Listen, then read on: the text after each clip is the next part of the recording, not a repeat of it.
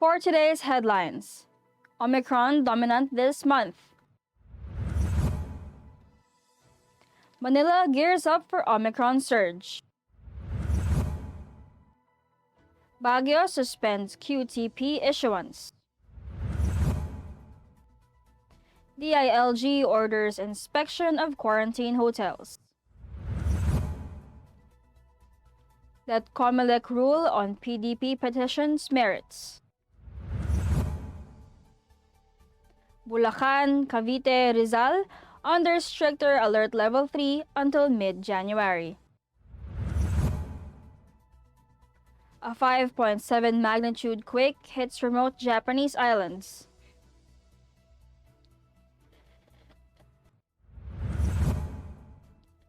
Good morning, I am Venice Bautista and this is Tribune News on Q. Today is January 4, 2022, and these are the latest news this Tuesday morning. After missing its COVID-19 inoculation target last year, the Philippine government is confident that it could hit its goal of fully vaccinating 54 million Filipinos this week. As of Sunday, about 49.8 million Filipinos have received complete jab doses against coronavirus, 4 million short of the country's initial goal of fully vaccinating 54 million individuals by the end of the year 2021. The target was reiterated as the Philippines is now classified as high risk for COVID-19 after the increase in the number of cases, the Department of Health said Monday. Our scenario was raised by COVID-19 treatment czar Leopoldo Vega, who predicted a spike in cases of the new variant Omicron that was first detected in South Africa late last year. It's possible that 50 to 90% of Omicron cases will overtake the Delta that is dominant at present, Vega said. Nationally, we are now at high-risk classification from low-risk case classification in the previous week, Health Undersecretary Maria Rosario Vergire said in a media briefing. Vergire said that the country showed a positive 2-week growth rate of 222% and an average daily attack rate of 1.07 per 100,000 individuals. She noted that the cases in the recent week showed a positive increase. However, the national health system's capacity remains at low-risk classification, with total beds utilization at 18% and intensive care unit utilization rate at 21.71%.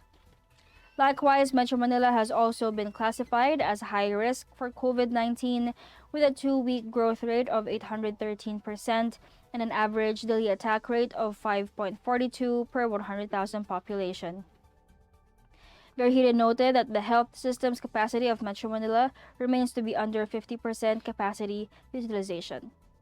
The official also flagged 5 other regions that showed positive 2-week growth rates, which are now at low to moderate risk classifications, and these are Calabarzon, Central Luzon, Zamboanga Peninsula, Davao Region, and Northern Mindanao. The local government of Manila is preparing for the possible surge of the coronavirus disease 2019 Omicron variant amid the sudden rise of virus cases recorded in the past few days. Manila Mayor Francisco Isko Moreno Domagoso on Monday inspected some quarantine facilities and supervised the cleaning of the facilities which were inactive and had been emptied for several months. In relation to that news, with the sudden surge of the COVID-19 cases in the country in the past 4 days, the local government here announced that it has suspended the issuance of quick response travel permits for tourists or leisure travelers as Baguio City prepares new guidelines for non-essential travels. According to Baguio City Mayor Benjamin Magalong, has been holding online meetings with city officials to set the new guidelines that will be covered in an executive order, noting that aside from decreasing the daily arrival ceiling, which is currently at 5,000, the city will also require that leisure travelers from Metro Manila who have already been issued QTP arriving until January 8 will be required to undergo the antigen test for COVID-19 at their own expense. To recall, City Tourism Officer Engineer Aloysius Mapalo earlier said that they are only not allowing to add more to the current pre-approved travels that already exceeded 5,000 daily until January 8. The city government requires tourists to register at the online tourist information portal to be issued a quick response travel permit. The QTP is the city's way of counting and assuring that the daily arrival ceiling of 5,000 individuals will not be exceeded. The same is asked to be presented at the border checkpoint and community quarantine triage manned by the City Police Office before the tourists are led to the central triage at the Baguio Convention Center, where thorough verification of document and possible conduct of an test for those exhibiting symptoms is done. Mapalo also clarified that the visitors already issued a QTP for January 2 to 8 will be allowed to enter the city. They'll be setting new limits at reduced capacity and will announce it when finalized, Mapalo said. As of January 2, the city's Health Services Office listed 10 new cases, which brought the total active cases in the city to 73. Tribune News on Q will be back after these short reminders. Boto mo to Halalan 2022, the Daily Tribune special coverage. Si Harry Roque ang pinakamagaling na spokesman, kaya inggit sa kanya ang oposisyon. Tama lang na ipinaglaban ko ang balik trabaho para bumalik ang kita ng mga nagtatrabaho at naghahanap buhay. Hindi pwedeng magutom ang pamilya. Dapat lang po ingat buhay para sa hanap buhay. Basta trabaho, kita at hanap buhay ang nakataya. Nasa harap niyo po ako. Ibigay natin ang tudong suporta kay Harry. Mga impormasyong direktang makukuha mula sa sources at diretsahang usapan. Yan ang atid namin sa inyo sa programang Straight Talk. Samahan nyo kami sa makabuluhang talakayan live tuwing Martes alas 10 ng umaga sa official Facebook page ng Daily Tribune at Tribune Now on YouTube.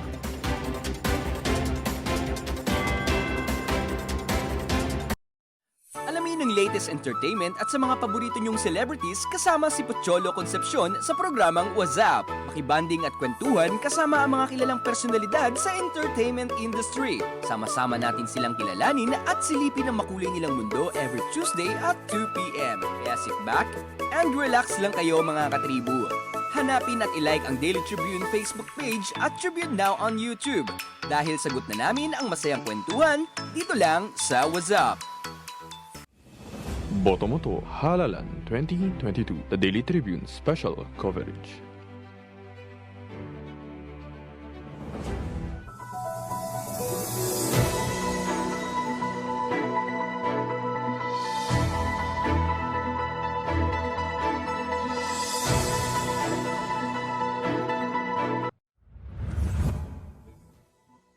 We're back on Tribune News on Q.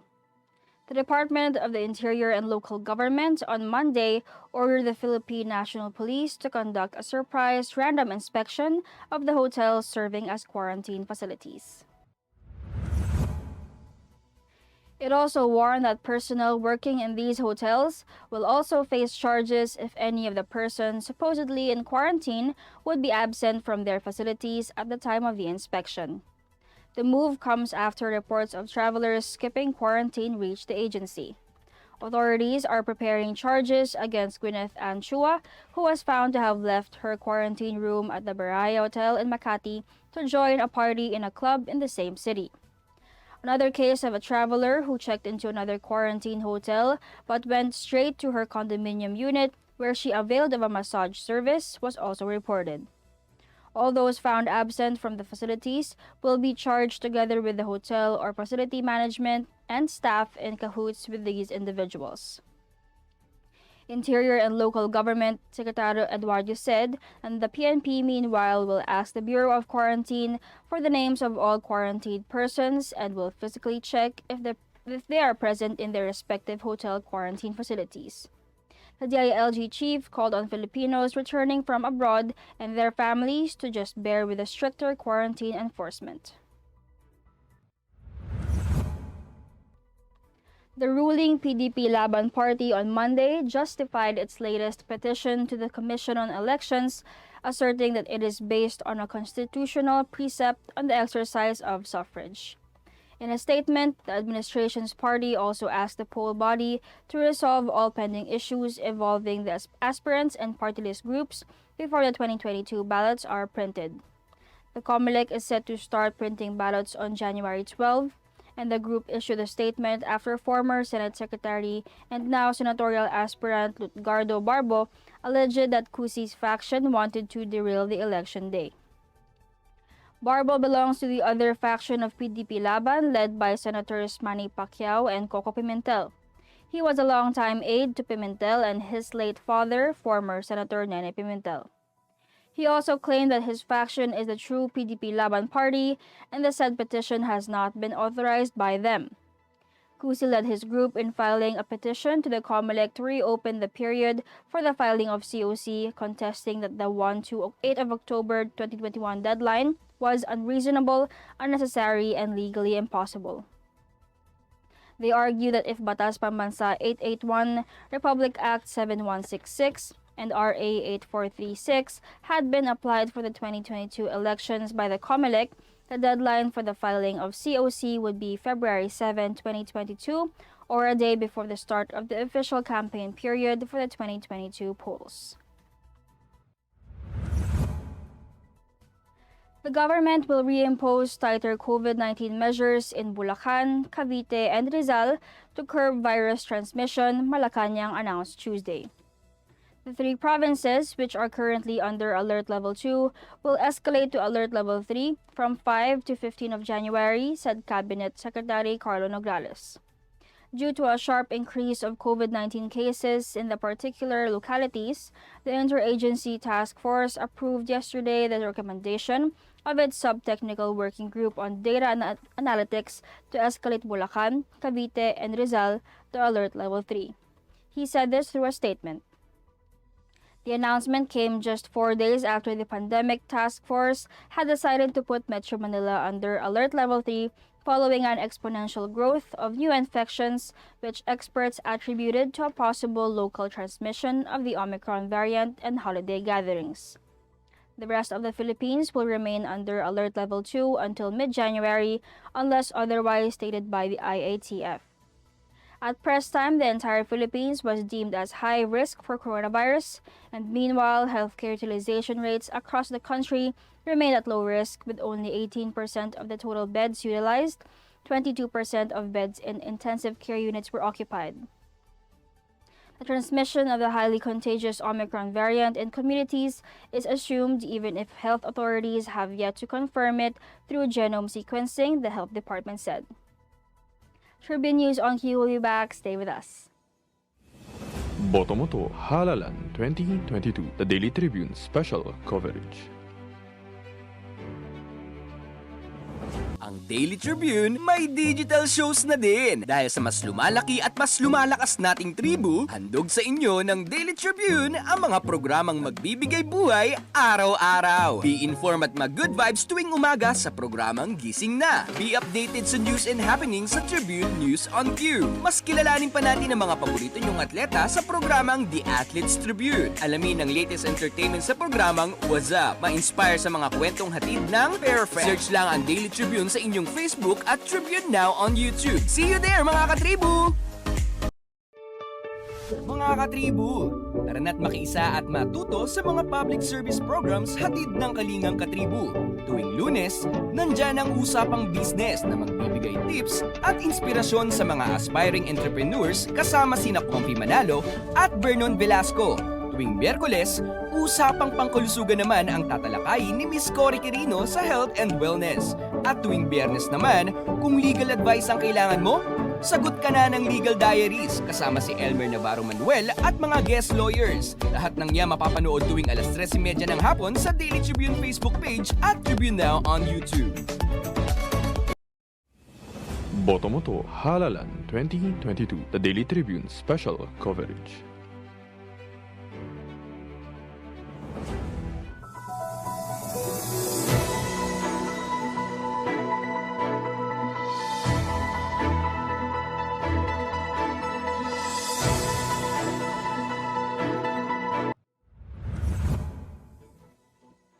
You are still watching Tribune News on Q.